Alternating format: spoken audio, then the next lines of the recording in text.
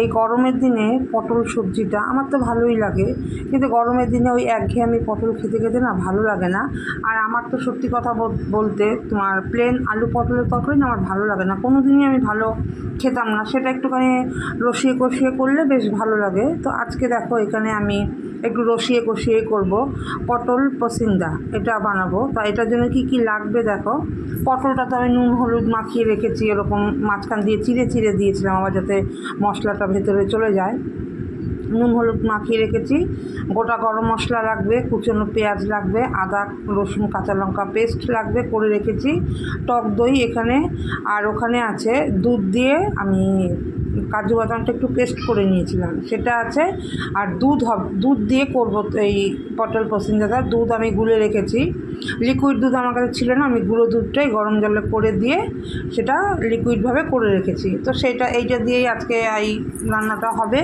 তো প্রথমে আমি তেলের মধ্যে তো পটলগুলো সুন্দর করে এপিট ওপিট করে ভেজে নিলাম। আর তারপরে দেখো একটু ভালো করেই ভাজতে হবে, নাহলে ভেতরে যে একটা জলকা জলকা ভাব থাকে না সেটা তো আর যায় না।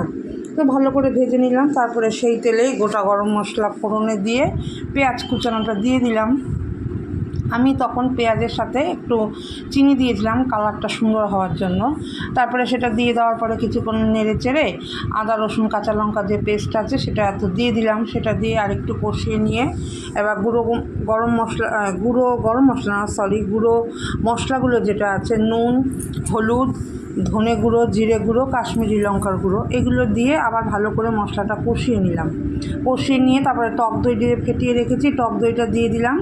আবার একটু নাড়াচাড়া করে তারপরে দিয়ে দিলাম ওই কাজু বাদাম যে দুধ দিয়ে পেস্ট করে রেখেছিলাম সেটা দিয়ে তো আরেকটু নাড়াচাড়া করে নিলাম।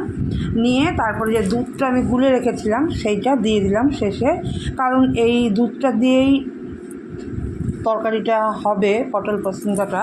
তো আমি সামান্য অল্প একটু জল দিয়েছিলাম গ্রেভিটা যাতে একদম শুকিয়ে না যায়। তারপরে দেখো এখানে ওই সব দিয়ে আমি কিছুক্ষণ ঢাকা চাপা দিয়ে রেখেছিলাম, তারপরে নামানোর আগে গুঁড়ো গরম মশলা দিয়ে নামিয়ে নিয়েছি। তো তারপরে দেখো এটা কিন্তু আমি রান্নার পরে খেয়ে তারপরে আমি ভিডিওটা ভয়েস ওভার দিচ্ছি। তো এখানে দেখো তারপরে রান্নাবান্না সেরে তো খাওয়া দাওয়ার পালা।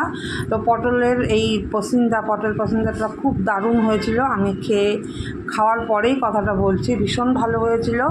আর এইভাবে তোমরা করে খেতে পারো, একঘেয়েমি পটল খেতে খেতে সবারই কেমন একটা লাগে, তো একটু অন্যরকম করে খেলে তো বেশ ভালোই লাগে। এটা একদম খুব দারুণ হয়েছিল, দারুণ ভালো হয়েছিল। আমি নিজে খেয়ে নিজেই বলছি খুব সুন্দর হয়েছে, তোমরাও এটা করে খেতে পারো। আর কালারটা দেখো খুব সুন্দর এসছে কালারটা। তো চলো ভিডিওটা এখানে শেষ করে দিই।